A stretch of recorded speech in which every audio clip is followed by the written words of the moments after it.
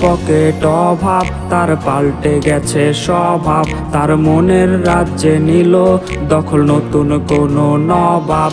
আমার ভীষণ কষ্ট হয়, আহা সে তো আমার নয়। ওরে করলো রে সে এক, হায়রে নিখুঁত অভিনয়। আমার পুরুষে পুরুক বুক, তুই কুড়ারে তোর সুখ। তবু মরার আগেও আমি দেখবো না রে তোর মুখ। আমার মৃত আত্মাটা তোরে ডাকবে একদিন খুব।